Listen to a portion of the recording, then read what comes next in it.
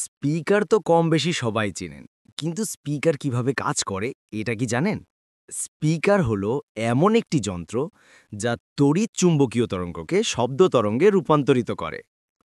Speaker কোনো electronic যন্ত্র, যেমন কম্পিউটার বা অন্য কোনো যন্ত্র থেকে অডিও গ্রহণ করে। এই অডিও অ্যানালগ বা ডিজিটাল দুই রকমই হতে পারে। অ্যানালগ স্পিকারগুলো খুব সহজভাবে অ্যানালগ তড়িৎ চুম্বকীয় সংকেতকে শব্দ সংকেতে রূপান্তর করে। যেহেতু শব্দ তরঙ্গ অ্যানালগ সিস্টেম থেকে তৈরি হয়, তাই ডিজিটাল স্পিকার থেকে শব্দ তরঙ্গ তৈরি হতে হলে ডিজিটাল ইনপুটকে আগে অ্যানালগে রূপান্তরিত হতে হয়।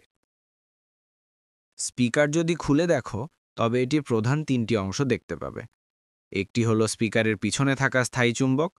এই চুম্বকের নিচে দক্ষিণ মেরু ও ওপরে উত্তর মেরু। এই চুম্বকের ওপরে থাকে টপ প্লেট, যেটা দেখতে সাধারণ প্লেটের মতোই। আর নিচে থাকে বাটন প্লেট। বাটন প্লেট দেখতে টপ প্লেটের থেকে আলাদা। বাটন প্লেট দেখতে এই রকম। আর এই টপ প্লেট আর বাটন প্লেট এইভাবে চুম্বকের ওপরে ও নিচে লাগানো থাকে। এইভাবে চুম্বকের সাথে লাগানোর ফলে বাটন প্লেট চুম্বকের দক্ষিণ মেরুতে পরিণত হয়, আর টপ প্লেট উত্তর মেরু হয়ে থাকে। এই টপ প্লেটের ওপরে বাস্কেট লাগানো থাকে। এই বাস্কেটের মাঝখানে ভয়েস কয়েল লাগানো থাকে। ভয়েস কয়েল হচ্ছে এক ধরনের তামার বা অ্যালুমিনিয়ামের পাতলা তারের কয়েল। এই ভয়েস কয়েল চুম্বক ও বাটন প্লেট এর মাঝখানে যে ফাঁকা জায়গা থাকে সেখানে থাকে। যখন এই ভয়েস কয়েলের মধ্য দিয়ে বিদ্যুৎ প্রবাহিত করা হয়, তখন এটি অস্থায়ী চুম্বকে পরিণত হয়। আবার বিদ্যুৎ প্রবাহ বন্ধ করলে এই চুম্বকত্ব নষ্ট হয়ে যায়।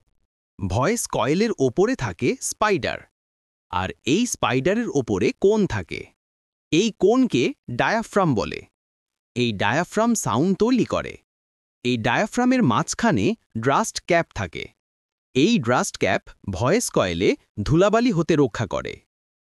এমপ্লিফায়ার থেকে আসা সিগন্যাল যখন কয়েলে যায়, তখন কয়েলের অস্থায়ী চুম্বকত্ব স্থায়ী চুম্বককে একবার আকর্ষণ করে, আবার একবার বিকর্ষণ করে।